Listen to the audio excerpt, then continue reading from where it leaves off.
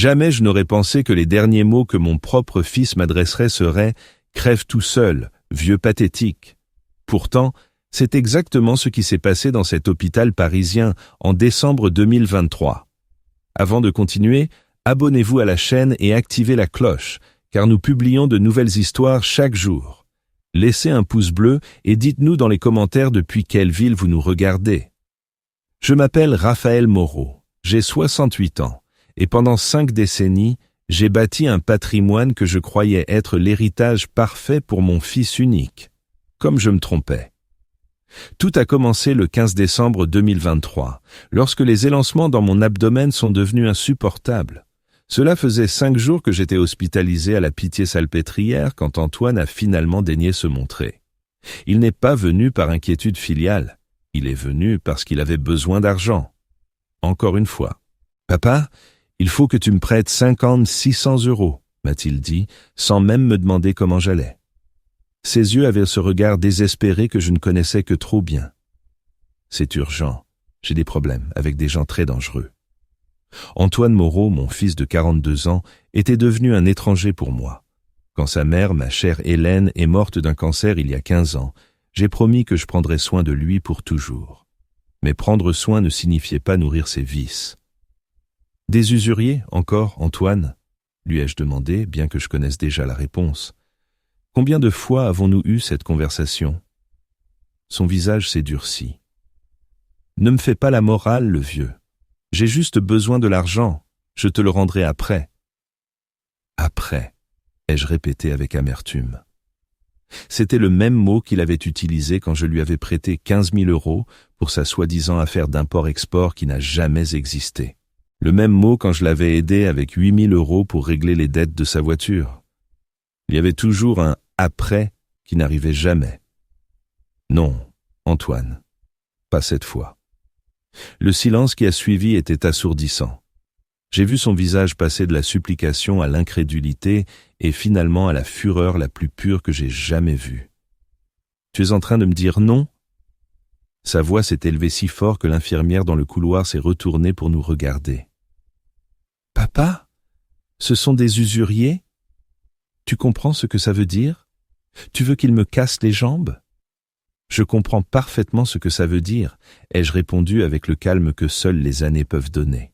« Je comprends aussi que c'est la 3e fois en 2 ans que tu viens avec la même histoire, et chaque fois, le montant est plus élevé. » Antoine s'est approché de mon lit, les poings serrés, tremblant de rage. « Toute ma vie, tu m'as donné tout ce que j'ai demandé, et maintenant, quand j'ai vraiment besoin de toi, tu m'abandonnes. Je ne t'abandonne pas, mon fils. Je t'éduque. M'éduquer à quoi? À mourir de peur? À me faire casser la figure? » Ces cris avaient déjà attiré l'attention d'autres patients. « Tu as des millions à la banque, des propriétés dans tout Paris, et tu me refuses 50 misérables 1 000 €. » C'était vrai. J'avais 3 appartements en location dans le Marais, une maison à Saint-Germain-en-Laye, et suffisamment d'économies pour vivre confortablement le reste de mes jours. Mais l'argent n'était pas le problème. Le problème, ce n'est pas l'argent, Antoine. Le problème, c'est que tu as 42 ans et que tu continues à te comporter comme un adolescent irresponsable. Ces mots furent la goutte qui fit déborder le vase. « Va te faire foutre, Raphaël !» a-t-il crié, utilisant mon prénom comme une insulte. « J'en ai marre de tes leçons de morale. J'en ai marre de toi. » Il s'est dirigé vers la porte, mais avant de sortir, il s'est retourné et m'a lancé les mots qui allaient changer nos vies pour toujours. « Crève tout seul, vieux pathétique. De toute façon, tout ce que tu as finira par être à moi. » Le claquement de la porte a résonné dans tout le couloir. Je suis resté là, allongé dans ce lit d'hôpital, le cœur battant si fort que j'ai cru que j'allais avoir une autre attaque. Mais ce n'était pas de la peur que je ressentais, c'était quelque chose de bien plus dangereux. Une détermination froide et calculée que je n'avais pas éprouvée depuis des décennies. Rose-Marie Dubois, l'infirmière qui avait été témoin de tout, s'est approchée avec une expression inquiète. « Monsieur Moreau, vous allez bien? Vous avez besoin que j'appelle le médecin. »« Non, Rose-Marie, » ai-je répondu, surpris par la fermeté de ma propre voix. Pour la première fois depuis longtemps, je vois les choses avec une clarté totale. Cette nuit-là, tandis que l'hôpital sombrait dans le silence, j'ai pris la décision la plus importante de ma vie. Mon fils avait montré son vrai visage et j'allais lui donner une leçon qu'il n'oublierait jamais. La nuit du 16 décembre s'est déroulée sans incident, mais je savais qu'Antoine reviendrait. Je le connaissais mieux que lui-même. Quand les choses devenaient difficiles, il revenait toujours en rampant, espérant que mon amour de père l'emporterait sur mon bon sens. Je ne me suis pas trompé. Le lendemain, à 11 heures, il est apparu sur le seuil de ma chambre. Cette fois, il n'était pas seul. Patricia Bernard, sa femme, l'accompagnait avec une expression qui mêlait honte et désespoir. « Bonjour, Raphaël », m'a salué Patricia en évitant mon regard. En 15 ans de mariage, elle n'avait jamais réussi à m'appeler papa, comme je l'aurais souhaité. « Patricia », ai-je répondu poliment. « Antoine ». Mon fils avait l'air hagard, comme s'il n'avait pas dormi. C'était probablement le cas. Les usuriers n'accordent généralement pas de délai pour les nuits d'insomnie. « Papa, je viens te demander pardon pour hier », a commencé Antoine, bien que son ton semble plus répété que sincère. J'étais nerveux, effrayé. Je n'aurais pas dû te parler comme ça. « Et » ai-je demandé en gardant ma voix neutre. « Eh bien, j'ai toujours besoin de ton aide. Patricia et moi, on a parlé toute la nuit. On peut t'offrir de vraies garanties cette fois. La maison de Saint-Germain-en-Laye comme caution, si tu veux. » Patricia l'a regardé, surprise. De toute évidence, cette partie n'avait pas été discutée. « La maison que je vous ai offerte comme cadeau de mariage en 2008, ai-je précisé. Tu prétends utiliser mon propre cadeau comme garantie pour me demander plus d'argent. Ce n'est pas ça, papa. C'est juste que... » « Que quoi, Antoine? Que tu considères que j'ai l'obligation de te sortir de tous tes problèmes? Que ma fonction dans ta vie est d'être ta banque personnelle? » La tension dans la pièce est devenue palpable. Patricia se tordait les mains nerveusement, tandis qu'Antoine luttait pour garder son calme. « Écoute, papa, » a-t-il finalement dit, « je sais que j'ai fait des erreurs. Mais cette fois, c'est différent. Ce sont des types très sérieux. On ne parle pas d'une dette de carte de crédit. Depuis combien de temps perds-tu de l'argent sur ces plateformes de paris en ligne, mon fils ?» La couleur a disparu de son visage. Patricia s'est tournée vers lui avec une expression de choc. « Comment tu sais ?»« Parce que je ne suis pas idiot, Antoine.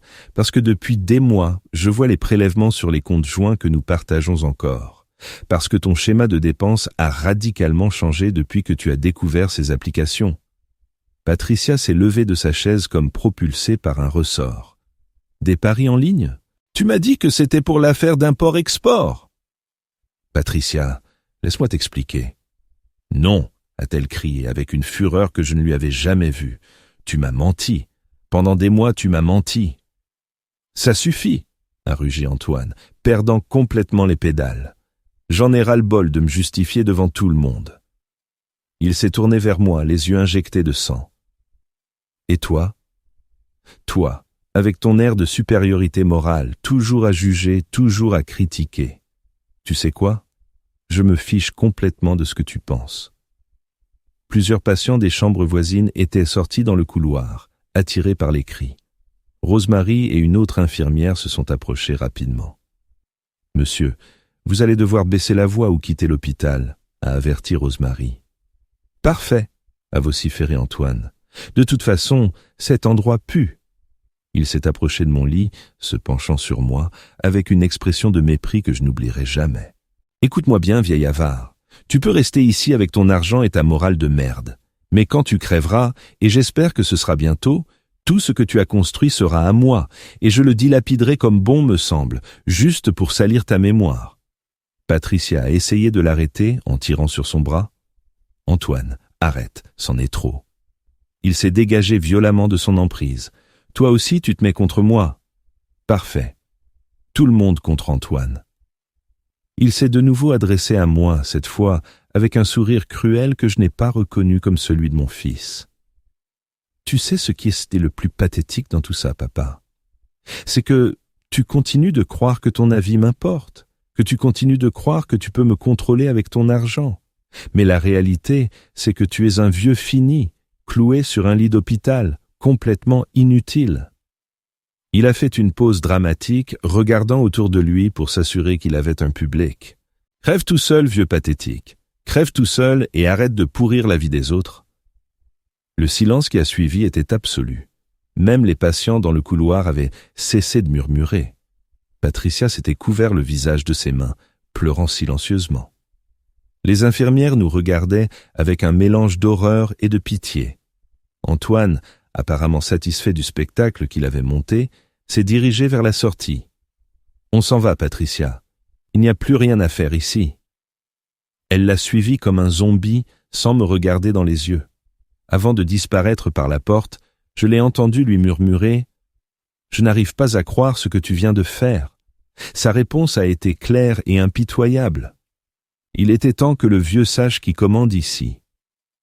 Je suis resté là, dans ce lit d'hôpital, entouré de témoins de la pire humiliation de ma vie. Certains patients sont retournés dans leur chambre en murmurant entre eux.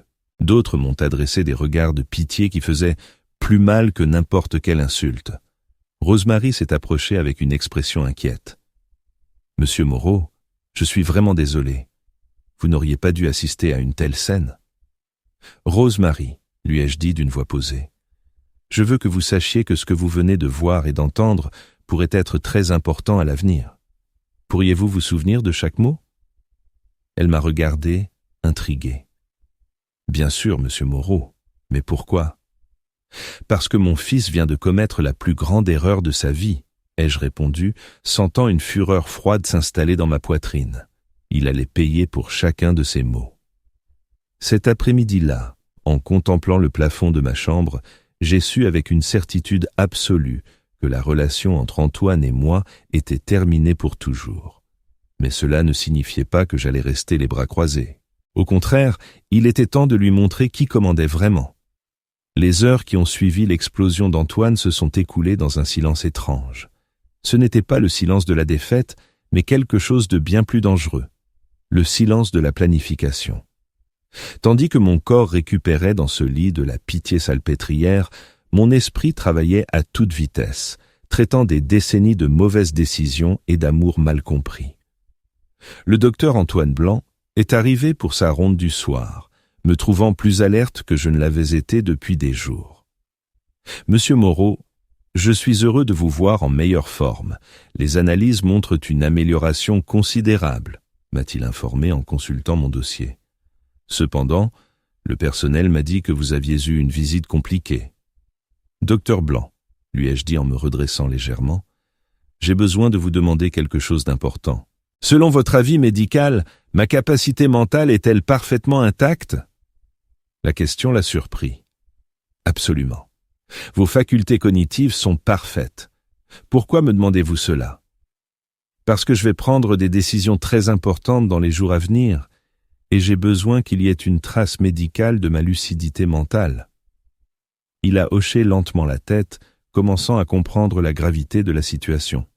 « Je peux vous rédiger un certificat médical quand vous en aurez besoin. » Cette nuit-là, quand l'hôpital s'est plongé dans sa routine nocturne habituelle, j'ai demandé à Rosemary de s'approcher.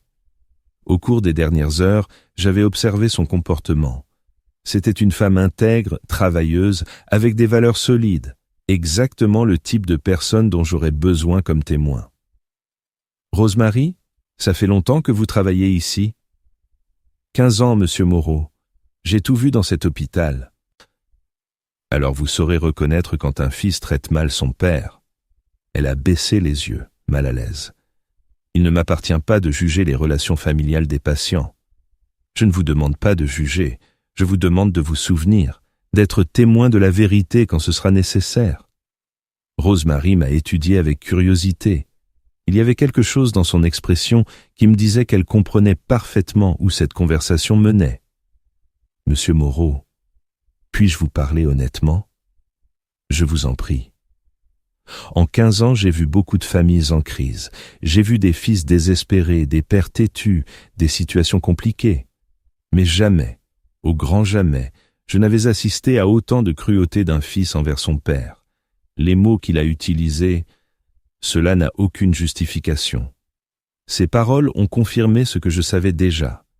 Je n'étais ni dramatique ni excessif. Ce qui s'était passé était objectivement inacceptable. Seriez-vous prête à témoigner de ce que vous avez vu et entendu si nécessaire ? Sans hésiter, a-t-elle répondu fermement. Pendant cette longue nuit de décembre, alors que Paris dormait sous une fine bruine hivernale, je suis resté éveillé, passant en revue mentalement les 20 dernières années de ma vie. Chaque prêt non remboursé, chaque promesse rompue, chaque fois que j'avais justifié le comportement d'Antoine, me disant que c'était temporaire, qu'il changerait, qu'il avait juste besoin de plus de temps pour mûrir. Je me suis souvenu de lui à 6 ans, me suppliant de l'emmener au parc. Je me suis souvenu de ses premiers pas, de ses premiers mots, de la première fois qu'il m'a appelé papa. Je me suis souvenu aussi du jour où Hélène est morte, quand il s'est accroché à moi en pleurant, promettant que nous serions toujours une famille unie. À quel moment ce gentil garçon était-il devenu l'homme impitoyable qui m'avait humilié publiquement ? La réponse est venue comme un choc, au moment où j'ai cessé d'être son père pour devenir son distributeur de billets. À l'aube du 17 décembre, j'ai pris une décision qui allait changer nos vies pour toujours. J'ai demandé à Rosemary de m'apporter mon téléphone portable, et j'ai composé un numéro que je connaissais par cœur. Cabinet Navarre & Associés. Bonjour. Bonjour. Je dois parler à Jean-Paul Navarre. Je suis Raphaël Moreau, client depuis 15 ans. Un instant, monsieur Moreau. Jean-Paul était mon avocat depuis que j'avais acheté ma première propriété d'investissement en 2008. Un homme méticuleux, discret, avec une réputation impeccable à Paris. Si quelqu'un pouvait m'aider à exécuter ce que j'avais en tête, c'était lui. Raphaël, je suis content de t'entendre. Comment vas-tu ? J'ai appris que tu étais hospitalisé. Jean-Paul, il faut que tu viennes à l'hôpital aujourd'hui même. Nous allons faire des changements importants dans tous mes documents légaux. Il y eut une pause à l'autre bout du fil. Parlons-nous de testament ? Nous parlons d'une restructuration complète. Testament, procuration, compte bancaire, propriété, tout. Raphaël, tu es sûr ? Ce sont des changements majeurs. Je n'ai jamais été plus sûr de quoi que ce soit de ma vie. Très bien. Je serai là à 15 heures. J'apporterai tout le nécessaire.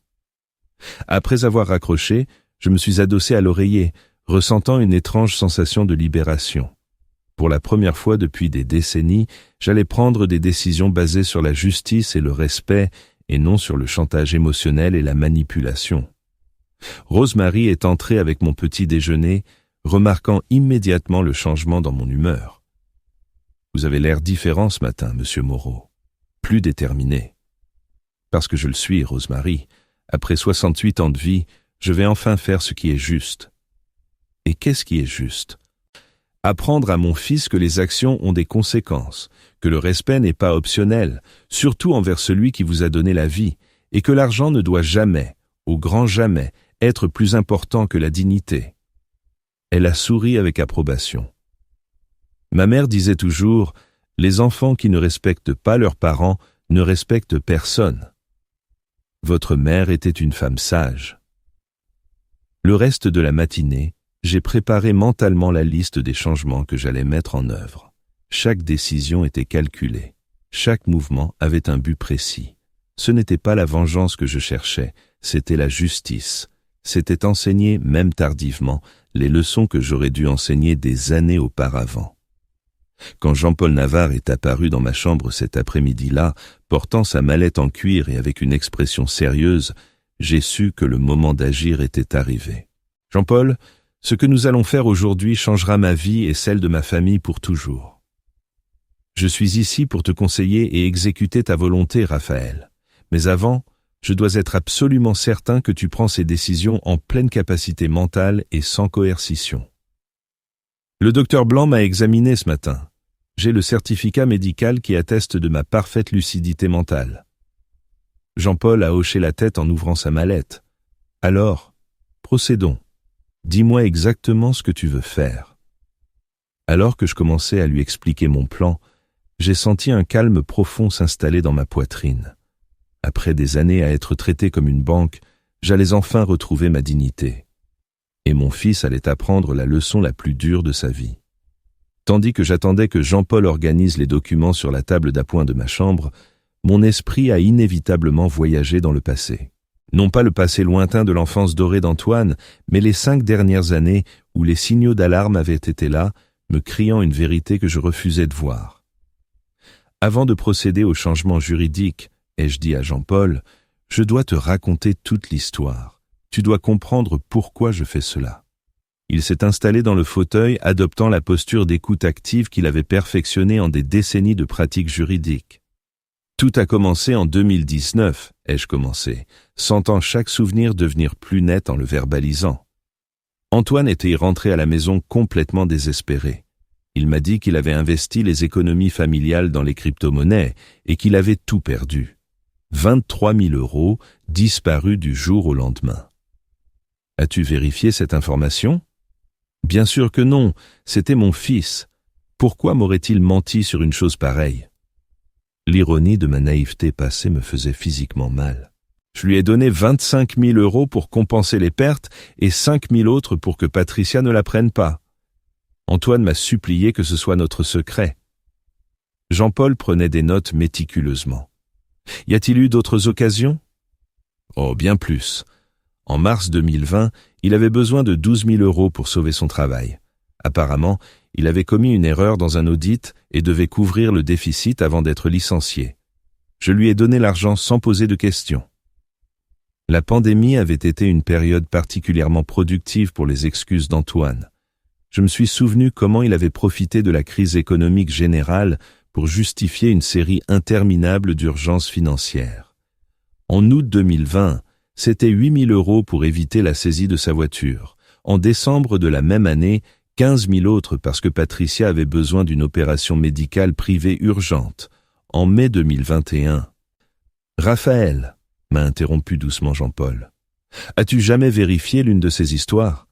La question m'a frappé comme un coup de poing. Non, jamais. Parce qu'à chaque fois que j'envisageais de le faire, il me disait quelque chose comme « Tu ne fais pas confiance à ton propre fils ?» ou « Papa, ça me fait mal que tu doutes de ma parole. » Et Patricia ? Était-elle au courant de ses prêts ? C'est la partie la plus troublante, ai-je admis, sentant la honte se mêler à la colère. Il y a 6 mois, lors d'un repas de famille, Patricia a mentionné en passant qu'elle n'avait jamais eu besoin d'aucune opération privée, que sa mutuelle avait tout couvert parfaitement. Jean-Paul a cessé d'écrire et m'a regardé droit dans les yeux. « Raphaël, tu es en train de dire que mon fils m'avait menti effrontément pendant des années, qu'il avait utilisé mon amour et ma confiance pour financer quelque chose que j'ignorais complètement. C'est à ce moment-là que j'ai décidé d'enquêter par moi-même, une décision arrivée 2 ans trop tard, mais qui a finalement révélé l'ampleur de la trahison. J'ai engagé un détective privé, ai-je continué. Xavier Martin, recommandé par une connaissance. Je lui ai demandé de suivre Antoine pendant 2 semaines, simplement pour comprendre où il dépensait réellement l'argent. Et qu'as-tu découvert ? Que mon fils avait développé une grave addiction aux paris en ligne. Non seulement cela, mais il fréquentait un cercle de jeu près des Champs-Élysées 3 fois par semaine. J'ai aussi découvert qu'il avait emprunté de l'argent à des usuriers à plusieurs reprises, en utilisant mon nom comme référence. Le rapport du détective avait été dévastateur. Des photos d'Antoine entrant et sortant du cercle de jeu à 2 heures du matin. Des captures d'écran de son activité sur des plateformes comme BetClick, où il avait perdu des sommes astronomiques. Des témoignages d'employés du cercle qui le connaissaient pas par son nom. Mais le pire, ai-je poursuivi, sentant la trahison se renouveler à chaque mot, c'est qu'il mentait aussi à Patricia. Elle croyait sincèrement que je lui donnais de l'argent pour des urgences familiales. Antoine m'avait transformé en complice involontaire de sa tromperie. De combien d'argent parlons-nous au total ? J'ai fait une pause, calculant mentalement. En 5 ans, je lui ai donné environ 140 000 € en prêts qui n'ont jamais été remboursés. De l'argent que j'avais économisé pendant des décennies en travaillant 14 heures par jour dans mon atelier de menuiserie. Jean-Paul a sifflé doucement. C'est une somme considérable. Mais ce n'est pas seulement l'argent, Jean-Paul, c'est la trahison systématique. C'est d'avoir transformé mon amour paternel en une source de financement pour ses vices. C'est d'avoir détruit ma confiance de manière délibérée et calculée. Je me suis redressé dans le lit, sentant l'indignation me donner une force nouvelle. Tu sais ce qui m'a le plus blessé dans le rapport du détective? Une conversation que Xavier a réussi à enregistrer au cercle de jeu. Antoine parlait avec un autre joueur de ses stratégies pour obtenir de l'argent. Il a littéralement dit « Mon vieux est un naïf. Il suffit que je pleurniche un peu et il me donne ce dont j'ai besoin. C'est plus facile que de voler. » Le silence qui a suivi était lourd et significatif. Jean-Paul avait cessé de prendre des notes et m'observait avec un mélange de compréhension et d'indignation professionnelle. « Pourquoi ne l'as-tu pas confronté avec ces informations ?»« Parce que je suis un idiot sentimental, » ai-je répondu avec amertume. « Parce que je continuais à espérer qu'il changerait de lui-même. Parce que je croyais que si je lui donnais une chance de plus, il se souviendrait peut-être du gentil garçon qu'il avait été. » « Et qu'est-ce qui t'a fait changer d'avis ?» L'humiliation d'hier, la cruauté pure dans ses paroles, le mépris absolu envers l'homme qui lui a donné la vie et qui a financé ses vices pendant des années, mais surtout, sa menace finale. Sa menace ? Il m'a dit que lorsque je mourrais, tout ce que j'ai construit serait à lui et qu'il le dilapiderait juste pour salir ma mémoire. Ce furent ses mots exacts. Jean-Paul a fermé son carnet et m'a regardé avec une expression grave. « Raphaël, je comprends parfaitement pourquoi tu veux faire ces changements. Dans mon expérience juridique, j'ai vu de nombreux cas d'abus financiers familial, mais rarement avec ce niveau de préméditation et de cruauté. Alors tu vas m'aider ? » « Non seulement je vais t'aider, » a-t-il répondu avec détermination, « mais je vais m'assurer que ces documents soient complètement blindés juridiquement. Ton fils ne pourra contester aucune ligne de ce que nous allons faire. » Tandis que Jean-Paul commençait à préparer les nouveaux documents, j'ai ressenti quelque chose que je n'avais pas éprouvé depuis des années, la satisfaction de reprendre le contrôle de ma propre vie. Pendant trop longtemps, j'avais été une victime de la manipulation émotionnelle. Il était temps de devenir le protagoniste de ma propre histoire, et cette fois, l'histoire aurait une fin très différente. « Très bien, Raphaël, » a dit Jean-Paul en déployant plusieurs documents sur la table. « Nous allons procéder méthodiquement. D'abord, je veux que tu m'expliques exactement ce que tu veux accomplir avec ces changements. » Je me suis redressé dans le lit, ressentant une clarté d'esprit que je n'avais pas eue depuis des mois. Je veux qu'Antoine apprenne que ses actions ont des conséquences réelles, mais je veux aussi m'assurer que mon patrimoine serve à quelque chose d'utile et non à financer d'autres addictions. Parfait. Je propose donc la structure suivante, a commencé Jean-Paul, esquissant un schéma tout en parlant. Premièrement, nous révoquons complètement le testament actuel. Deuxièmement, nous créons une fondation d'utilité publique. Troisièmement, nous transférons tous les biens à cette fondation, sous certaines conditions spécifiques. Quel type de fondation ? Une fondation pour aider les jeunes ayant des problèmes d'addiction au jeu. Ce sera à la fois terriblement ironique et éducatif. L'ironie ne m'a pas échappé. L'argent qu'Antoine espérait hériter pour continuer à parier servirait précisément à aider les autres à surmonter cette même addiction. Mais est-ce que ce sera complètement légal ? Ne pourra-t-il pas le contester ? Jean-Paul a souri avec la confiance de quelqu'un qui avait traité des cas similaires pendant des décennies. Raphaël, en France, tu as le droit de disposer librement d'une partie de ton patrimoine, la quotité disponible. Une autre partie, la réserve héréditaire, est obligatoirement destinée à tes enfants. Mais même cela, nous pouvons le gérer stratégiquement. Explique-moi. Nous pouvons structurer les choses de manière à ce qu'Antoine reçoive techniquement sa part réservataire, mais sous forme d'usufruit conditionné. C'est-à-dire qu'il ne pourra accéder aux bénéfices que s'il remplit certaines conditions très spécifiques. Quelles conditions ? Un traitement complet pour son addiction au jeu, certifié par des professionnels. Un travail stable pendant au moins 2 années consécutives.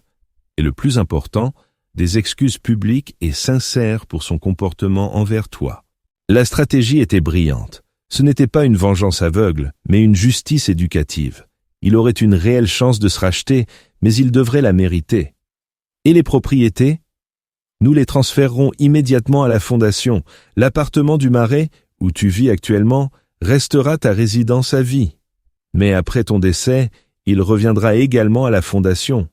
Les 2 autres appartements et la maison de Saint-Germain-en-Laye généreront des revenus pour financer les activités caritatives. Rosemary est entrée discrètement pour m'apporter mes médicaments du soir. mais j'ai remarqué qu'elle prêtait attention à notre conversation. Sa présence m'a rappelé quelque chose d'important. Jean-Paul, je dois aussi changer toutes les procurations. Antoine a actuellement le pouvoir de prendre des décisions médicales et financières si je deviens incapable. Bien sûr. Qui veux-tu désigner comme nouveau mandataire? J'ai regardé Rosemary qui avait fait preuve de plus d'intégrité et de sollicitude envers moi en 3 jours que mon propre fils en 3 ans. Rosemary, lui ai-je dit, pourriez-vous vous approcher un instant? Elle s'est approchée, l'air curieux. Oui, monsieur Moreau.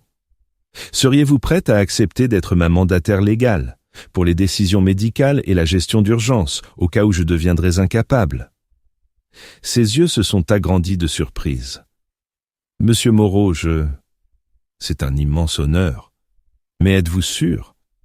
Vous me connaissez à peine depuis quelques jours. Je vous connais assez pour savoir que vous êtes plus fiable que mon propre fils. Vous avez montré plus d'affection et de respect envers moi ces jours-ci que lui en des années. Jean-Paul est intervenu professionnellement. Rosemary, quelle était votre situation professionnelle actuelle? J'ai besoin d'informations pour les documents. Je travaille ici à l'hôpital depuis 15 ans. Je suis infirmière diplômée. J'ai 48 ans, célibataire, sans charges familiales importantes. Parfait. C'est exactement le profil dont nous avons besoin pour ce type de responsabilité. Pendant les 2 heures suivantes, nous avons travaillé méticuleusement sur chaque document. Jean-Paul expliquait chaque clause, chaque condition, chaque protection juridique que nous mettions en place. Ce document, m'a-t-il montré, stipule que si Antoine tente de contester le testament, il perd automatiquement même la possibilité d'accéder à sa part légitime conditionnée. Et s'il essaie de me faire pression pour que je change ces documents? C'est pourquoi nous allons inclure une clause de protection contre la coercition. Toute tentative de pression, de chantage ou de menace envers toi activera automatiquement la révocation totale de ses droits. Et nous avons des témoins, a-t-il ajouté en désignant Rosemary, qui peuvent attester à la fois de son comportement antérieur et de ton état mental au moment de la signature de ces documents. Le docteur Blanc a choisi ce moment pour faire sa ronde du soir. En voyant la scène, il s'est approché avec une expression professionnelle. « Bonsoir. J'espère ne pas interrompre quelque chose d'important. »« Au contraire, docteur, ai-je répondu. Votre arrivée est parfaite. Pourriez-vous m'examiner et certifier à nouveau mon état mental? Je suis en train de signer des documents juridiques importants. » Le docteur a procédé à un examen exhaustif, posant des questions sur mon orientation temporelle et spatiale, ma mémoire récente et lointaine, ma capacité de raisonnement logique et ma compréhension des conséquences de mes décisions. « Monsieur Moreau, a-t-il conclu après 20 minutes, votre capacité mentale est tout à fait normale pour votre âge. Vous êtes parfaitement apte à prendre n'importe quelle décision juridique. Je vais rédiger le certificat correspondant. » Pendant que le docteur écrivait le certificat, Jean-Paul m'a montré le document final. « Raphaël, voici ce que nous avons créé. La Fondation Hélène Moreau pour la prévention des addictions aux jeux, en mémoire de ta femme. L'intégralité de ton patrimoine sera transférée à cette fondation, à l'exception d'une petite pension mensuelle pour toi et de l'usufruit à vie de ton appartement actuel. » Le nom de la fondation m'a profondément ému. Hélène aurait été fière de savoir que sa mémoire servirait à aider d'autres personnes à surmonter les addictions qui avaient détruit notre fils. Et Antoine? Antoine aura la possibilité d'accéder à 50 000 € par an pendant 10 ans, mais seulement s'il remplit toutes les conditions que nous avons établies. Au total, il pourrait recevoir 500 000 € s'il change vraiment sa vie. S'il ne remplit pas les conditions, alors cet argent sera automatiquement destiné à étendre les programmes de la Fondation. Dans tous les cas, l'argent servira à combattre l'addiction au jeu. Rosemary avait écouté le tout avec une fascination croissante. « Monsieur Moreau, c'est une stratégie brillante. Vous donnez à votre fils une réelle chance de se racheter, mais vous protégez également votre patrimoine du gaspillage. » « Exactement, ai-je confirmé. Ce n'est pas de la vengeance, c'est de la justice éducative. » Jean-Paul a commencé à organiser tous les documents pour la signature. Nous avons juste besoin des signatures et de 2 témoins supplémentaires pour que tout soit parfaitement légal. Quand tout sera-t-il légalisé? Dès que nous sortirons de l'hôpital, Nous irons directement chez le notaire. D'ici demain après-midi, tous ces changements seront officiellement enregistrés. En signant chaque document, j'ai eu l'impression de clore un chapitre douloureux de ma vie et d'en ouvrir un nouveau, rempli de sens et de dignité retrouvée. Antoine avait semé les vents du mépris et de la cruauté. Il allait maintenant récolter les tempêtes de conséquences réelles, mais il aurait aussi la chance de se racheter, s'il le voulait vraiment. La balle était dans son camp. Le 18 décembre s'est levé, gris et pluvieux, mais je me sentais plus clair que jamais.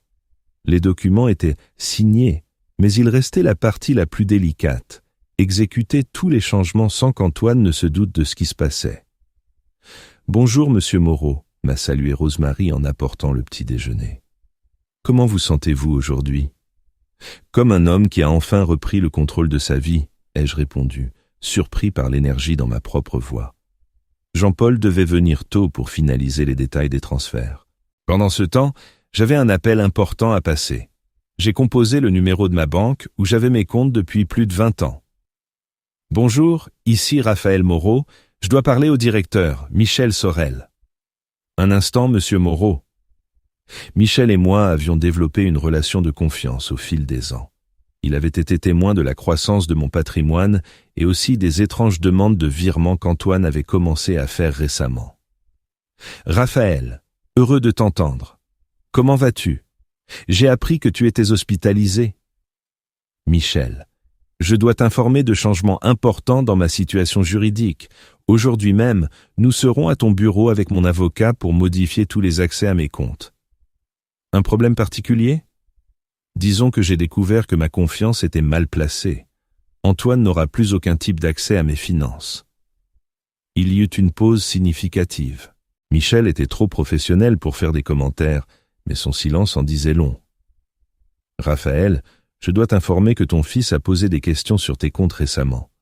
Évidemment, nous ne lui avons fourni aucune information, mais ces questions étaient spécifiques. » Quel genre de questions ? Il voulait savoir les procédures en cas d'incapacité mentale, sur les procurations, sur la manière d'accéder aux fonds si tu ne pouvais pas le faire personnellement. Le sang se glaça dans mes veines. Antoine n'avait pas seulement prévu de vivre de mon héritage, il se préparait à accélérer le processus. « Michel, c'est plus urgent que je ne le pensais.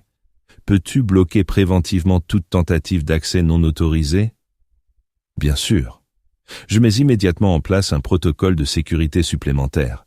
Personne, à part toi personnellement, ne pourra effectuer d'opération. » En raccrochant, j'ai ressenti un mélange de colère et de validation. Ma décision n'avait pas seulement été correcte, elle avait été nécessaire pour ma propre survie financière. Jean-Paul est arrivé à 10 heures avec un dossier rempli de documents supplémentaires. « Raphaël, j'ai travaillé toute la nuit sur les aspects techniques. Nous avons une fenêtre d'opportunité parfaite. » Que veux-tu dire ? L'enregistrement des fondations d'utilité publique bénéficie d'une procédure accélérée si tu remplis certaines conditions. Nous pouvons avoir la fondation Hélène Moreau officiellement constituée d'ici cet après-midi. Si vite ? Lorsqu'il y a des dons patrimoniaux importants, les autorités facilitent les démarches. De plus, le profil caritatif de prévention des addictions est actuellement prioritaire. Nous avons passé les heures suivantes à peaufiner chaque détail. Jean-Paul avait même préparé les statuts de la fondation avec des objectifs spécifiques et des mécanismes de contrôle très clairs. « Regarde ça », m'a-t-il montré un document. « J'ai inclus une clause qui te permet de travailler comme consultant rémunéré de la fondation. Tu recevras 3 000 € par mois pour tes services, en plus de l'usufruit de ton appartement. C'est légal ? Complètement. En fait, il est recommandé que le fondateur maintienne une certaine participation active. Ainsi, tu as des revenus dignes et un but dans la vie. » À 14 heures, nous avons quitté l'hôpital. C'était étrange de marcher dans les rues de Paris après 6 jours d'enfermement. Mais je me sentais renouvelé, avec une mission claire. Notre premier arrêt fut la banque. Michel Sorel nous a reçus personnellement dans son bureau. « Raphaël, ce sont des changements très significatifs, » a-t-il commenté en examinant les documents que Jean-Paul lui présentait. « Ce sont des changements nécessaires, » ai-je répondu fermement. « Je veux que tous mes comptes soient transférés au nom de la fondation, en ne gardant qu'un compte personnel de base avec 10 000 €. Et les propriétés?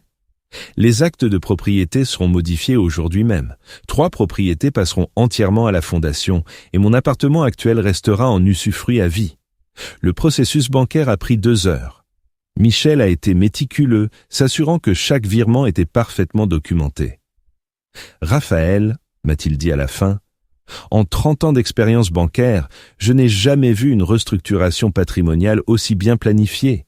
Il est évident que tu as pensé à chaque détail. De la banque, nous sommes allés directement chez le notaire. François Delacroix était notre notaire familial depuis des années, mais il n'avait jamais traité de documents de cette ampleur. Monsieur Moreau, m'a-t-il dit en voyant le volume de papier, cela représente le plus grand transfert que j'ai traité cette année. Êtes-vous absolument sûr? François, je n'ai jamais été plus sûr de quoi que ce soit. Ces documents représentent mon véritable héritage. Aider les autres et enseigner la responsabilité à ma famille. Le processus notarial fut exhaustif. François a lu chaque clause, expliqué chaque implication, s'assurant à plusieurs reprises que je comprenais les conséquences de mes décisions. Très bien, a-t-il dit finalement. À partir de cet instant, la Fondation Hélène Moreau est officiellement propriétaire d'un patrimoine évalué à environ 2,3 millions d'euros. Alors que nous retournions à l'hôpital pour récupérer mes effets personnels, Jean-Paul m'a fait une observation importante. « Raphaël, as-tu pensé à la manière dont tu vas communiquer ces changements à Antoine ?»« Pas encore. Une partie de moi veut qu'il l'apprenne progressivement lorsqu'il essaiera d'accéder à l'argent et découvrira qu'il n'est plus disponible. Cela pourrait être contre-productif. Il pourrait tenter des actions en justice par surprise. As-tu une suggestion ? Je pense que tu devrais le confronter directement, mais dans un environnement contrôlé, dans mon bureau avec des témoins, avec tout enregistré légalement. L'idée avait du sens. Une confrontation planifiée serait plus efficace que de laisser Antoine découvrir la vérité par accident. Quand proposes-tu de le faire? Demain matin, nous lui dirons que tu dois signer quelques documents supplémentaires liés à ton hospitalisation. Quand il arrivera, nous lui expliquerons la nouvelle réalité. Ce soir-là, de retour dans mon appartement après une semaine à l'hôpital, je me suis assis dans mon fauteuil préféré et j'ai contemplé ce que j'avais accompli en seulement 2 jours. Mon patrimoine était protégé et servirait un noble objectif. Ma dignité était restaurée. Antoine aurait une réelle chance de se racheter, mais seulement s'il était prêt à changer fondamentalement. Le téléphone a sonné. C'était un numéro inconnu. « Papa ? C'est Antoine. » Mon cœur s'est accéléré, mais j'ai gardé ma voix calme. Antoine. « Papa, j'ai repensé à ce qui s'est passé à l'hôpital. Je crois que nous avons tous les deux dit des choses que nous n'aurions pas dû. On peut parler ? » « Bien sûr. En fait, j'ai besoin que tu viennes demain au bureau de mon avocat. Il y a quelques papiers que je dois signer et ta présence serait utile. » « Des papiers ? De quel genre ? » « Des documents liés à mon hospitalisation. Rien d'urgent, mais il vaut mieux que tout soit en ordre. »« D'accord, papa. À quelle heure ? » ?»« À 10 heures. Au bureau de Jean-Paul Navarre. Tu sais où c'est. »« J'y serai. Et... papa ? Oui ? Merci de me donner une autre chance. » En raccrochant, j'ai souri tristement. Si seulement Antoine savait que demain serait vraiment sa dernière chance de prouver qui il était en réalité.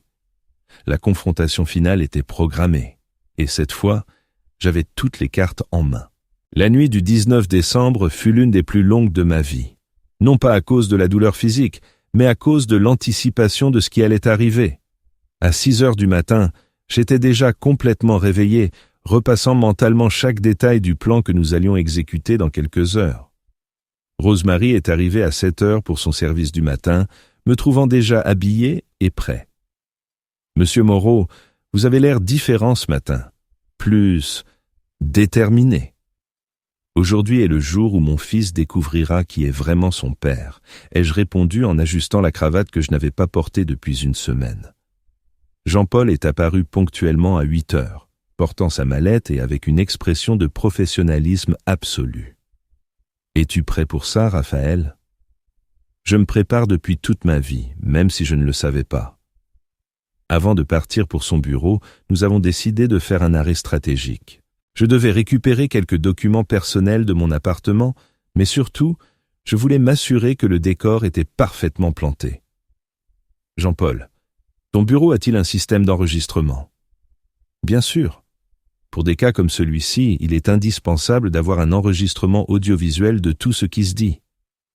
Parfait. Je veux que chaque mot soit documenté. Nous sommes arrivés au bureau de Jean-Paul à 9h30. Sa secrétaire, Carmen Lefebvre, une femme d'une 50aine d'années avec des années d'expérience dans des affaires familiales complexes, avait déjà tout préparé.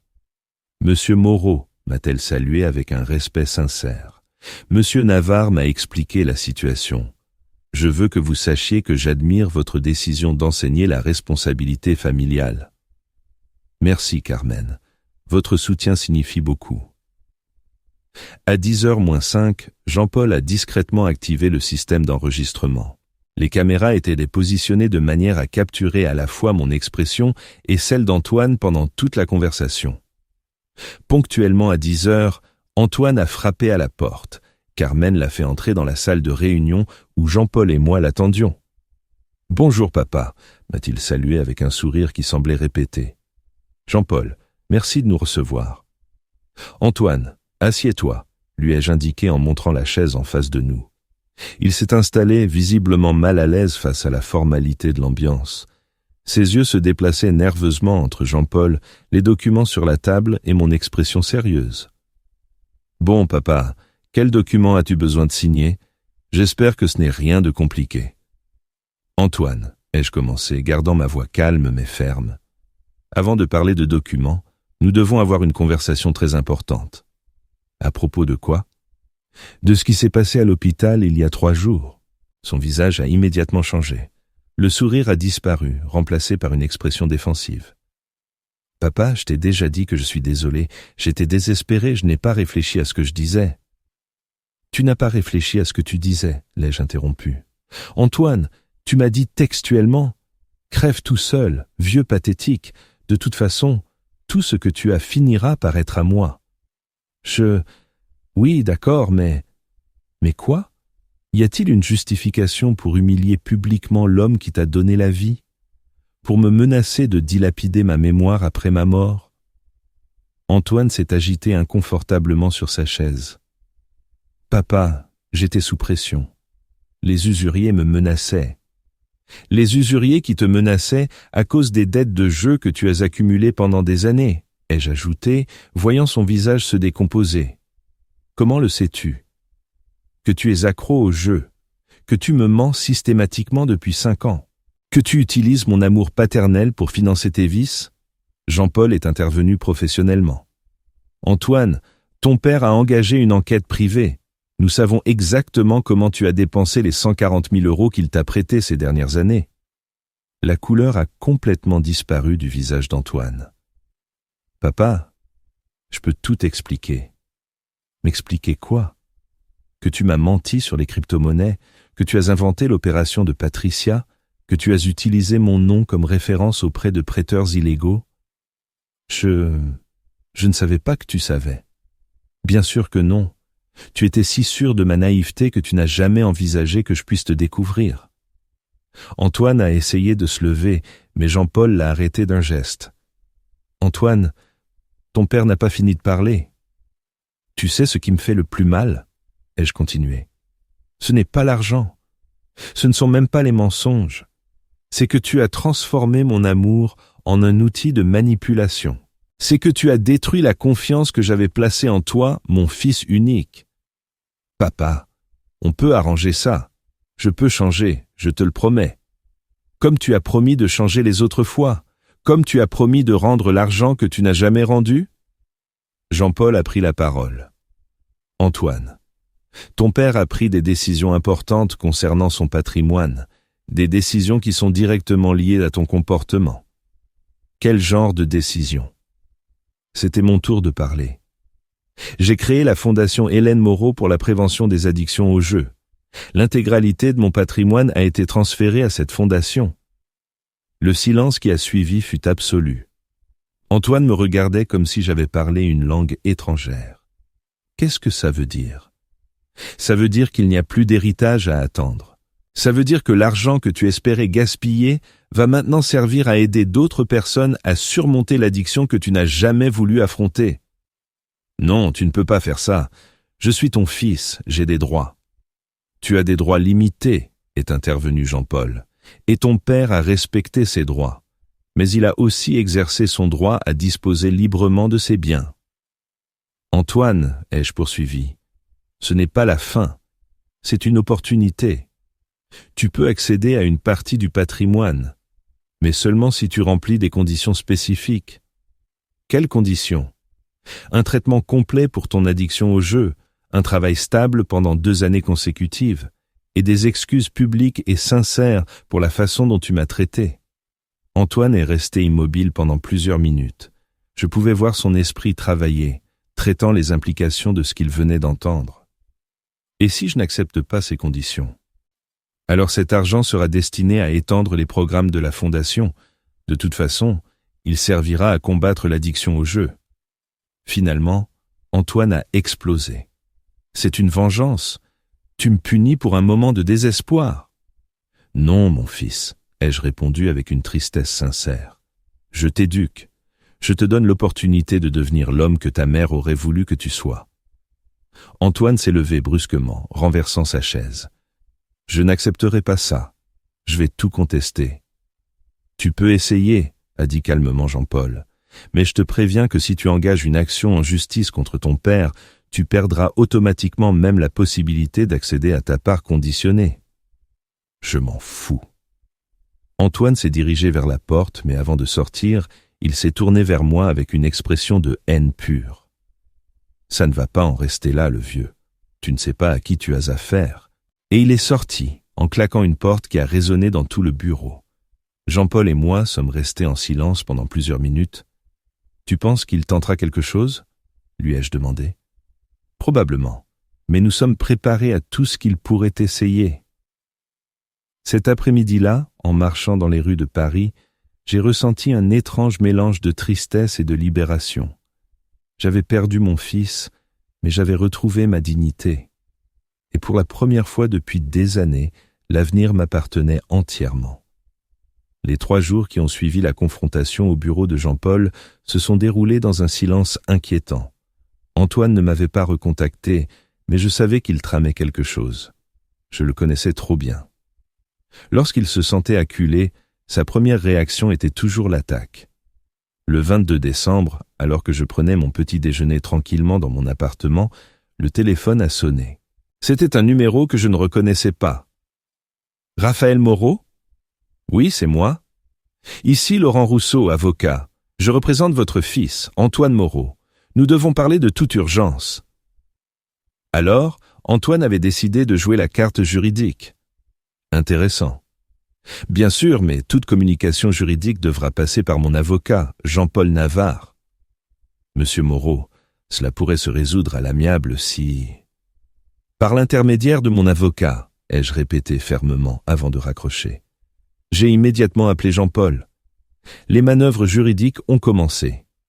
C'était prévisible. Qui était l'avocat? Laurent Rousseau. Je le connais. Il est spécialiste des contestations de testament, mais il n'a pas une très bonne réputation. Antoine n'a probablement pas pu trouver un meilleur avocat, faute de moyens. Quelle stratégie penses-tu qu'ils vont adopter? Le plus probable est qu'ils plaideront l'incapacité mentale temporaire due à ton hospitalisation. C'est leur seule carte possible.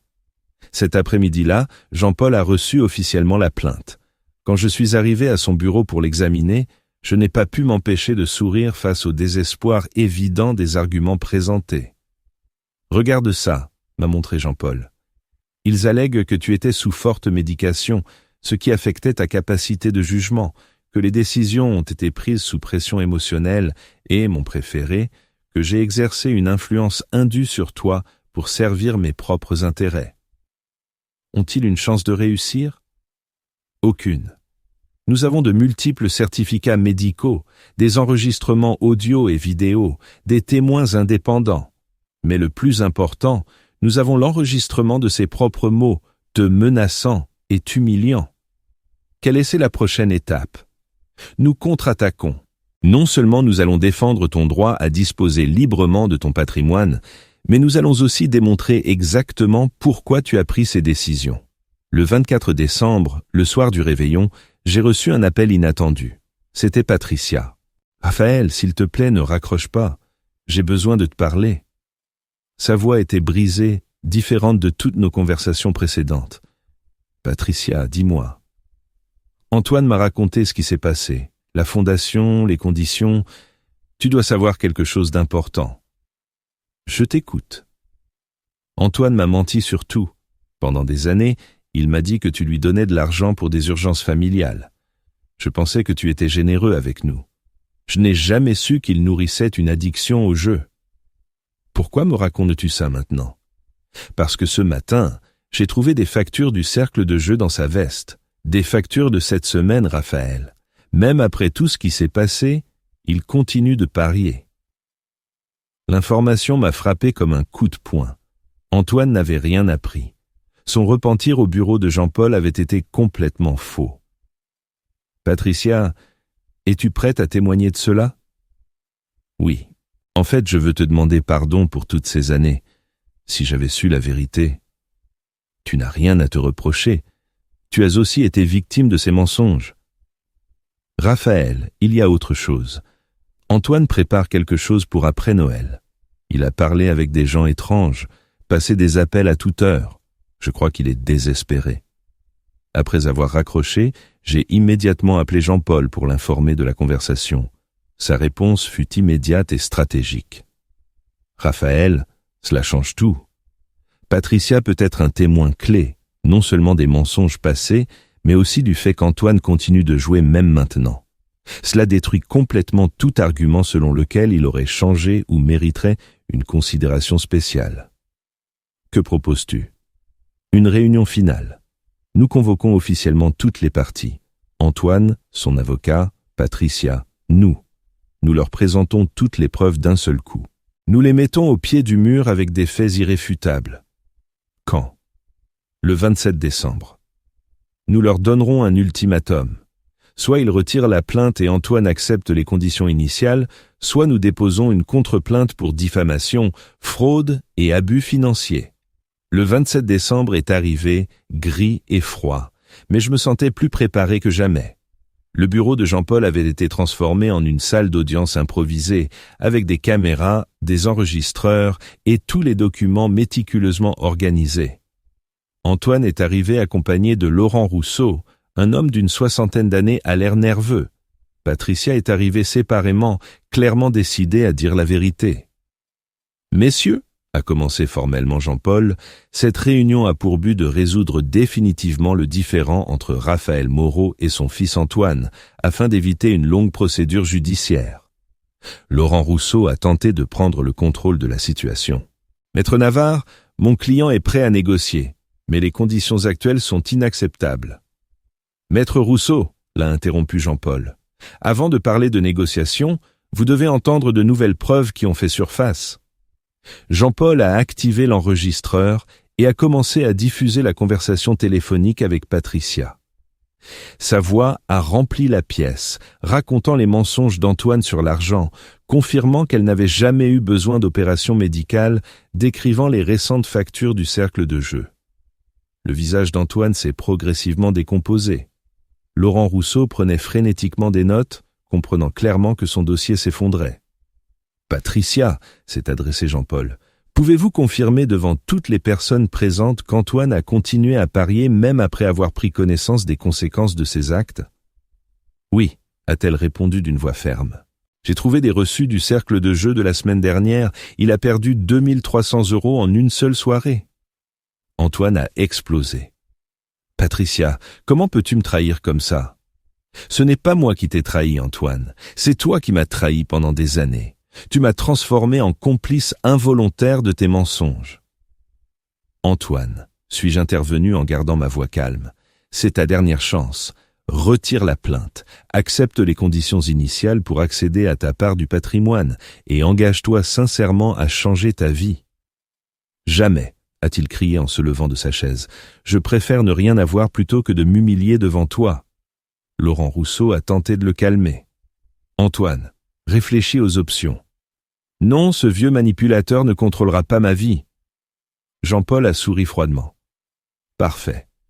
Dans ce cas, demain, nous déposerons notre contre-plainte pour fraude, diffamation et abus financiers.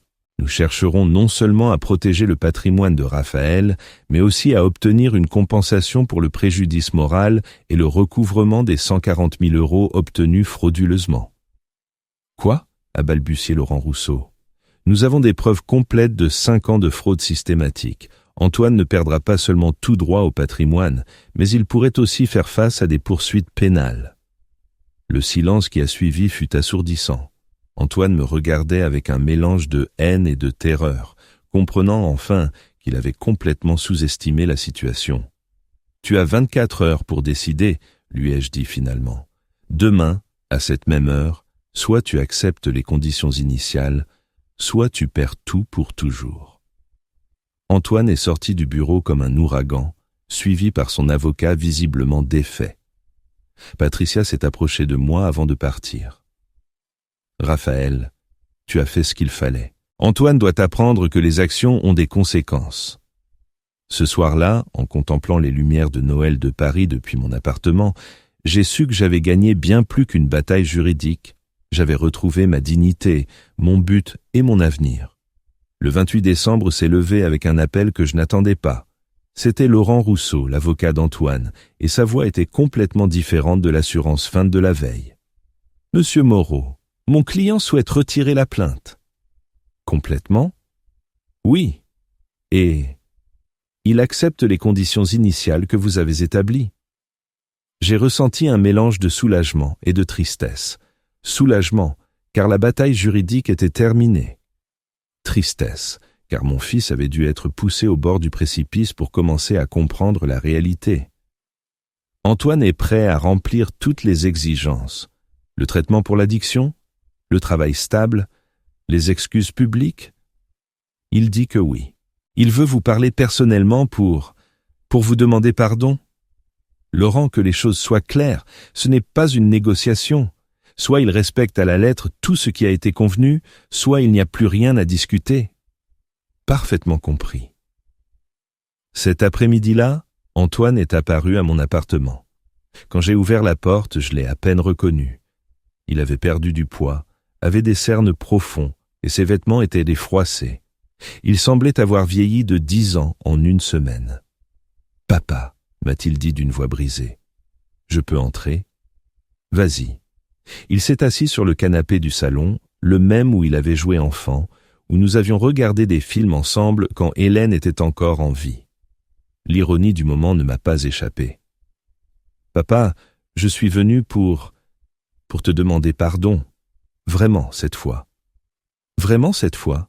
Cela implique-t-il que les autres fois tu mentais ? » ?»« Oui, » a-t-il admis en baissant la tête. « J'ai toujours menti. Même quand je disais que j'étais désolé, au fond, je calculais comment obtenir plus d'argent de toi. » Son honnêteté m'a surpris. C'était la première fois depuis des années qu'Antoine admettait la vérité sans essayer de la manipuler à son avantage. Qu'est-ce qui a changé ? Patricia m'a quitté, a-t-il dit, et pour la première fois, j'ai vu de vraies larmes dans ses yeux. Ce matin, elle a emmené Diego et Alba. Elle m'a dit qu'elle ne pouvait plus vivre avec un menteur et qu'elle ne laisserait pas les enfants grandir en me voyant détruire ma vie. Le coup avait porté là où ça faisait le plus mal. Sa famille. Patricia s'était révélée plus forte que ce que nous avions tous imaginé. Et hier soir, après la réunion avec les avocats, je suis allé au cercle de jeu. J'ai perdu les derniers 800 € qu'il me restait. Je suis resté là jusqu'à 5 heures du matin, sans argent, sans famille, sans rien. Et pour la première fois depuis des années, je me suis vu tel que je suis vraiment. Et comment es-tu, Antoine ? Un accro, un menteur, un fils qui a trahi le seul homme qui a toujours cru en lui ? Il a essuyé ses larmes avec le dos de la main, comme il le faisait quand il était enfant. Papa, je sais que je ne mérite pas une autre chance. Je sais que j'ai épuisé ta patience et ton amour, mais si tu me donnes une dernière possibilité, je jure sur la mémoire de maman que je vais changer. Es-tu prêt à remplir toutes les conditions ? sans exception, sans négociation. Oui, toutes. Le traitement pour l'addiction durera au moins 1 an. Tu devras assister à une thérapie individuelle et de groupe. Tu devras rendre des comptes chaque semaine sur tes activités et tes dépenses. J'accepte. Tu devras trouver un vrai travail, pas une de ces affaires que tu inventes toujours. Un travail avec des horaires fixes, un vrai patron, une fiche de paie démontrable. Je le ferai. Et les excuses publiques, je ne parle pas de dire « je suis désolé » ici, en privé. Je veux dire reconnaître publiquement, devant Patricia, tes enfants, Rosemary et tous ceux qui ont été témoins de ton comportement à l'hôpital, ce que tu as fait. Je le ferai aussi. Je l'ai observé pendant plusieurs minutes, il y avait quelque chose de différent en lui, quelque chose que je n'avais pas vu depuis des années. Il semblait vaincu, mais d'une manière qui était peut-être nécessaire pour commencer à se reconstruire. Antoine, il y a autre chose que tu dois savoir. Quoi? Si tu ne respectes pas l'une de ces conditions, si tu rechutes dans le jeu, si tu mens une seule fois de plus, il n'y aura pas de 3e chance. L'argent sera définitivement versé à la fondation et tu n'y auras plus jamais accès. Je comprends. Le comprends-tu vraiment? Parce que pendant des années, tu as pensé que ta condition de fils te donnait des droits automatiques sur mon patrimoine. Ces temps sont révolus pour toujours. Je comprends, a-t-il répété avec plus de fermeté. 3 jours plus tard, le 31 décembre, j'ai reçu un appel qui m'a agréablement surpris. C'était Patricia. Raphaël, je voulais t'informer de quelque chose. Antoine s'est inscrit hier à un programme de traitement des addictions à l'hôpital Saint-Antoine. C'est vrai? Oui. Et aussi, il est venu me demander pardon. Pas le genre d'excuse manipulatrice qu'il avait l'habitude de donner.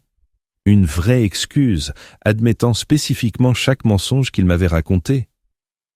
Comment as-tu réagi? Je lui ai dit que j'appréciais son honnêteté, mais que les excuses n'effacent pas 5 ans de tromperie, que s'il veut vraiment récupérer sa famille, il devra le prouver par des actes, pas par des mots. Cela me semble juste.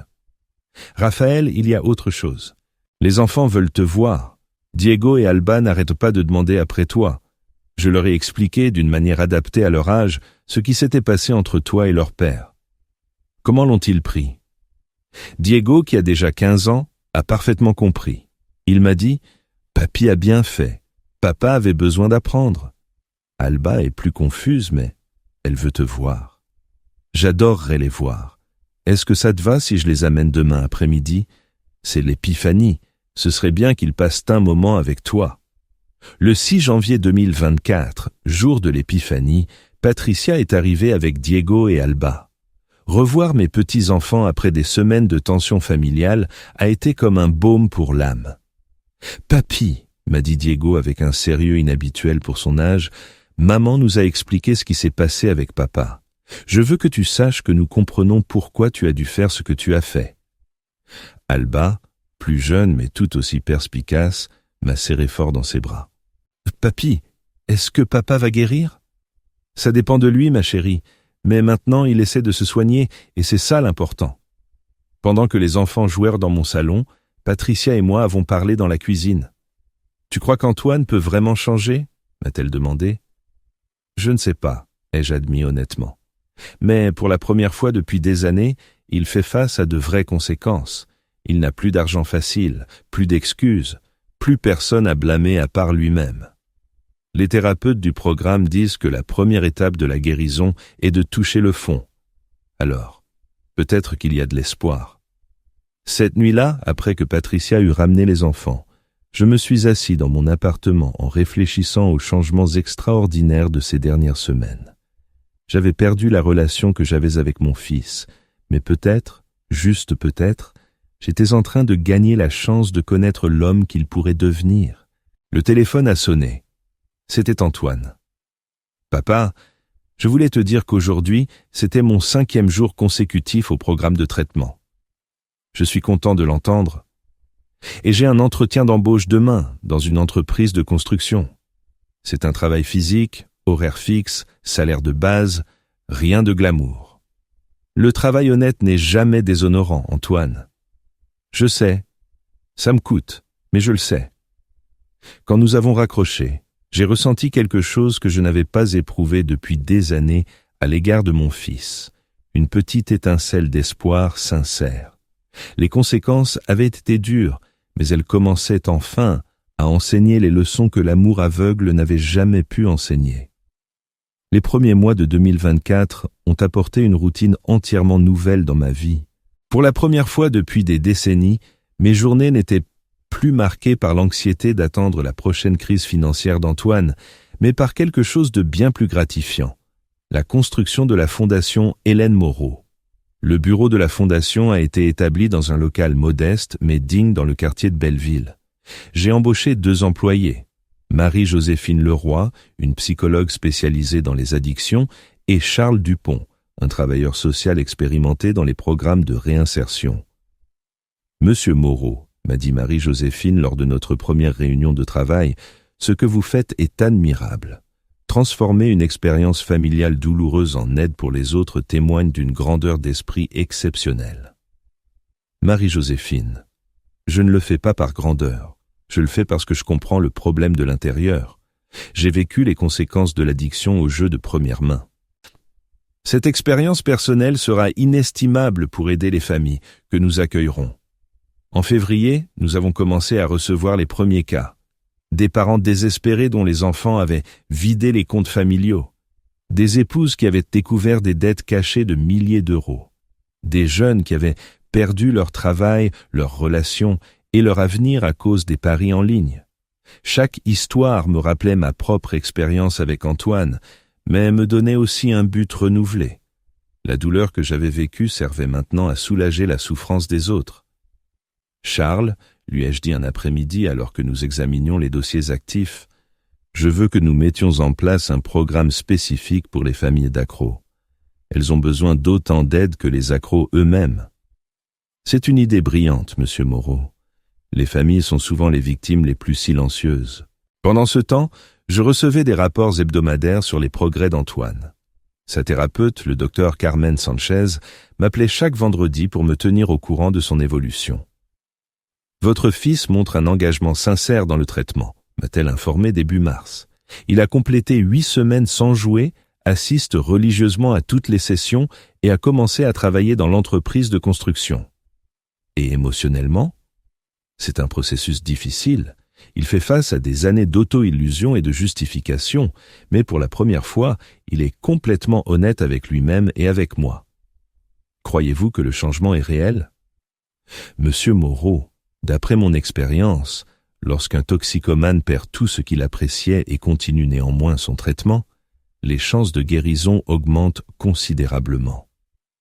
À la mi-mars, j'ai reçu une visite inattendue. Diego, mon petit-fils de 15 ans, est apparu au bureau de la Fondation après l'école. « Papy, je voulais te voir travailler. »« Comment savais-tu que j'étais ici ?»« Maman m'a donné l'adresse. Elle dit que tu fais quelque chose de très important. » Je lui ai montré les locaux. Je lui ai expliqué nos programmes. Je l'ai présenté à Marie-Joséphine et Charles. Diego écoutait tout avec une maturité qui m'impressionnait. « Papy, je peux te poser une question personnelle ?» « Bien sûr. Tu penses que papa va vraiment changer ?» La question m'a frappé par sa franchise et son honnêteté.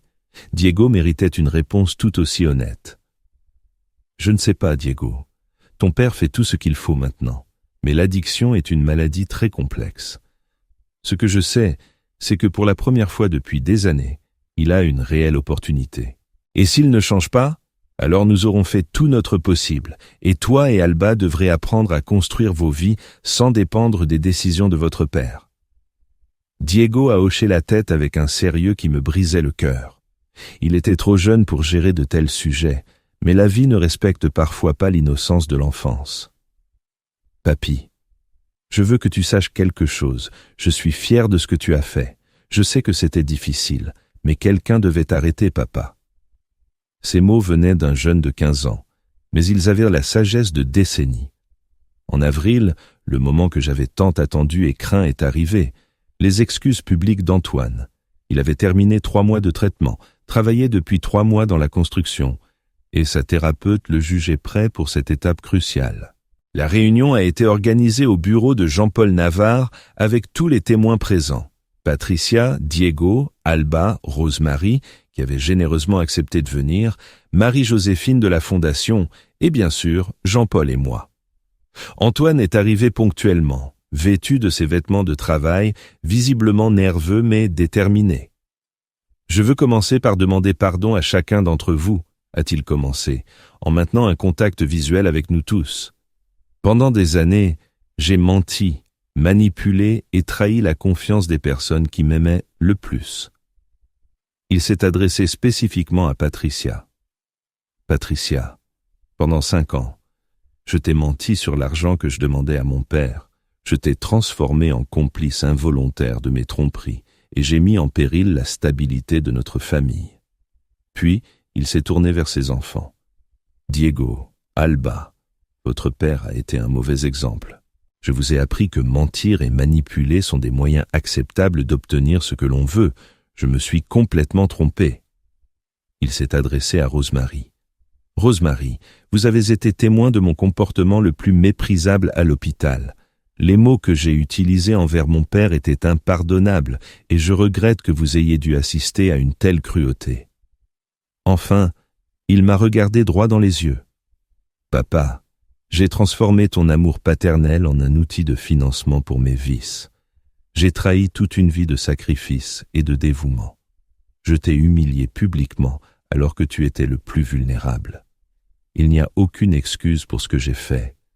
Et plus important encore, a-t-il poursuivi, je veux que tout le monde sache que mon père ne me punit pas.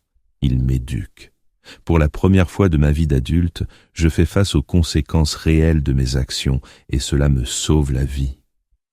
Le silence qui a suivi était lourd mais pas inconfortable. C'était le silence des vérités difficiles enfin exprimées. Patricia fut la première à parler. « Antoine, j'apprécie ton honnêteté. C'est une étape importante, mais les excuses ne sont que des mots. Les vrais changements se démontrent avec le temps et des actions cohérentes. » Diego a ajouté. « Papa, je suis prêt à te donner une autre chance, mais cette fois, ce sera différent. Tu n'es plus seulement mon père, tu dois gagner mon respect. » Alba, bien que plus jeune, a dit « Papa, je veux que tu ailles bien, mais je ne veux plus que maman pleure. » J'ai été le dernier à répondre. « Antoine, tu as franchi une étape importante aujourd'hui, mais ce n'est qu'une étape. Le chemin est long et exigera une constance quotidienne. » Je comprends, papa. Et je veux que tu saches que j'accède ou non un jour à l'argent de l'héritage, je vais continuer mon traitement. J'ai découvert que j'en ai besoin pour vivre, pas pour obtenir de l'argent. Ce soir-là, en marchant dans les rues de Paris vers mon appartement, j'ai réfléchi aux changements extraordinaires des derniers mois. J'avais une nouvelle vie avec un véritable but grâce à la Fondation. J'avais retrouvé une relation honnête avec mes petits-enfants. Et peut-être, juste peut-être, je commençais à connaître le vrai Antoine pour la première fois depuis des décennies. L'avenir restait incertain, mais il n'était plus marqué par la peur et la manipulation. Pour la première fois depuis des années, demain me semblait prometteur. 2 ans plus tard, en décembre 2025, alors que je contemple le paysage de Paris depuis la terrasse du nouveau siège de la Fondation Hélène Moreau, je peux affirmer que prendre cette décision drastique à l'hôpital a été la meilleure chose que j'ai faite de ma vie. La Fondation a dépassé mes attentes les plus optimistes. Nous avons aidé 347 familles touchées par l'addiction au jeu. Nous avons mis en place des programmes de prévention dans 23 lycées de la région parisienne et notre centre de traitement ambulatoire accueille 85 personnes par semaine. Monsieur Moreau, me dit Marie-Joséphine en examinant les rapports annuels, les données sont impressionnantes. Le taux de réussite de nos programmes dépasse de 40% la moyenne nationale. Le secret, lui réponds-je, c'est que nous comprenons le problème de l'intérieur. Nous ne sommes pas des théoriciens, nous sommes des survivants. Charles Dupont entre dans le bureau avec un sourire qui est devenu une habitude chez lui. Monsieur Moreau, j'ai d'excellentes nouvelles. La région a approuvé la subvention pour étendre nos programmes à d'autres villes. Combien ? 800 000 € pour les 3 prochaines années. Nous pourrons ouvrir des centres à Orléans, Reims et Amiens. Je m'adosse à ma chaise, ressentant une profonde satisfaction. L'argent qu'Antoine voulait gaspiller dans ses vices se multiplie maintenant pour aider des milliers de personnes. Et comment évolue notre cas le plus spécial ? Je demande, en faisant référence à Antoine sans le nommer directement. Votre fils a fêté hier 2 années complètes sans jouer, informe Marie-Joséphine en consultant son dossier. Il a terminé tous les modules du programme de traitement, conserve le même emploi depuis 20 mois et vient de terminer une formation de chef de chantier. Et la situation familiale ? Patricia a accepté d'essayer une thérapie de couple il y a 6 mois. Il progresse lentement, mais il progresse. Les enfants ont commencé à passer régulièrement des week-ends avec lui. C'est une évolution que j'ai suivie à distance, maintenant un équilibre délicat entre soutien et indépendance. Antoine devait prouver qu'il pouvait changer sans pression extérieure, sans l'attente de récompenses immédiates. Pensez-vous qu'il est prêt à accéder à son héritage conditionné ? Me demande Charles. C'est une décision que je prendrai le mois prochain, lorsque les 2 ans exacts depuis le début de son traitement seront écoulés. La vérité, c'est qu'Antoine a rempli toutes les conditions que nous avons établies. Il a terminé le traitement, conserve un travail stable, a présenté des excuses publiques et surtout a démontré de réels changements de comportement sur une période prolongée. Mais il y a autre chose qui influence ma décision. Il n'a plus besoin de l'argent de la même manière désespérée qu'avant. Son salaire de chef de chantier lui permet de vivre dignement. Il a développé une relation saine avec l'argent. Et, plus important encore, il a trouvé son estime de soi dans de véritables réalisations personnelles, pas dans des possessions matérielles. Le téléphone sonne, interrompant mes réflexions. C'est Diego, mon petit-fils, qui a maintenant 17 ans et est en terminale. « Papy, je peux venir te voir cet après-midi ? Je veux te dire quelque chose d'important. » « Bien sûr, Diego. Tout va bien ? » « Tout va très bien, mais je préfère te le dire en personne. » Diego arrive à 17h, accompagné d'Alba, qui a maintenant 14 ans et a hérité de la détermination de sa mère et de l'intelligence de son grand-père. « Papy, » commence Diego avec solennité, « j'ai décidé ce que je veux étudier après le bac. » « Dis-moi. » « Travail social, avec une spécialisation en addiction. Je veux travailler avec toi à la fondation quand j'aurai mon diplôme. » La déclaration m'émeut profondément, non pas pour la perspective de travailler avec mon petit-fils, mais pour comprendre qu'il a trouvé sa vocation en s'inspirant de la transformation d'expériences douloureuses en aide pour les autres. « Diego, tu es sûr ? C'est une carrière exigeante, parfois épuisante émotionnellement. » « Absolument sûr. J'ai vu ce que tu as accompli ces 2 dernières années. J'ai vu comment papa a changé grâce au travail que vous faites ici. Je veux en faire partie. » Alba ajoute « Et moi, je veux étudier la psychologie. Maman dit que quand je serai grande, je pourrai aider aussi. » Voir mes petits-enfants planifier leur avenir autour de valeurs de service et d'aide aux autres me confirme que les décisions difficiles que j'ai prises ont généré des ondes positives qui transcendent ma propre vie. « Et comment va votre père ?» je leur demande. « Très bien, » répond Diego. « Ce n'est plus le même homme qu'avant. Il travaille dur. Il rentre à la maison fatigué, mais satisfait. Et pour la première fois de ma vie, quand il dit qu'il va faire quelque chose, il le fait. »« Et maman ?» ?»« Elle envisage de retourner avec lui, » dit Alba. Mais elle dit qu'elle a besoin de plus de temps pour être sûre que les changements sont permanents. C'est prudent de sa part. « Papy, » me dit Diego sérieusement, « papa ne te demande jamais rien à propos de l'argent. Il ne demande même pas si tu vas respecter ta part de l'accord. Tu penses qu'il a vraiment changé ? » C'est une question perspicace de la part d'un jeune homme qui a mûri en observant les complexités familiales. « Diego, ton père a démontré quelque chose que je pensais ne jamais voir. Il a appris à s'estimer pour ses actions, pas pour ses possessions. C'est le changement le plus profond qu'une personne puisse connaître. » Ce soir-là, seul dans mon appartement, je prends la décision finale concernant l'héritage d'Antoine. Jean-Paul viendra demain pour formaliser ma décision. Ce n'est pas une décision sur l'argent. C'est une décision sur des principes, sur le type d'héritage que je veux laisser, sur l'exemple que je veux donner à mes petits-enfants, sur la manière dont les gens devraient se traiter dans une famille. Antoine a rempli toutes les conditions. Mais plus important encore, il a retrouvé sa dignité en tant qu'être humain. Il a appris que le respect se gagne, que la confiance se construit avec le temps et des actions cohérentes, et que le véritable amour familial inclut des limites et des conséquences.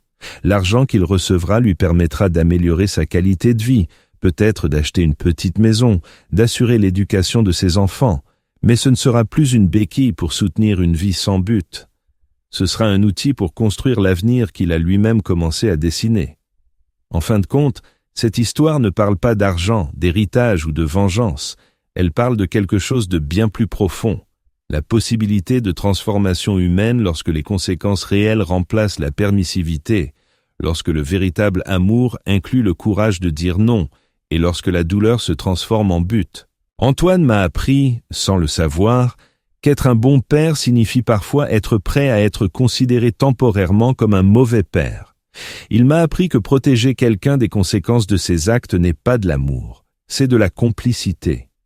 Mais je lui ai aussi appris quelque chose, qu'il n'est jamais trop tard pour changer, que la dignité peut être retrouvée, peu importe à quel point on est tombé bas, et que parfois, les crises les plus douloureuses sont les cadeaux les plus précieux que la vie puisse nous offrir. Demain, lorsque Jean-Paul viendra formaliser le transfert des fonds à Antoine, je ne remettrai pas de l'argent à mon fils. Je célébrerai la renaissance d'un homme qui était autrefois perdu et qui a retrouvé son chemin vers la maison. Et ça, croyez-moi, c'est l'héritage le plus précieux qu'un père puisse laisser. L'histoire qui a commencé avec les mots les plus cruels qu'un fils puisse adresser à son père se termine par la leçon la plus importante que la vie m'ait enseignée. Le véritable amour fait parfois mal, mais il guérit toujours. Et Hélène, où qu'elle soit, peut enfin être fière de l'homme que son fils est devenu. Si vous avez aimé cette histoire, mettez un pouce bleu à la vidéo, abonnez-vous à la chaîne et partagez vos impressions dans les commentaires. Pour écouter la prochaine histoire, cliquez sur la vignette à gauche. Merci de nous avoir regardés.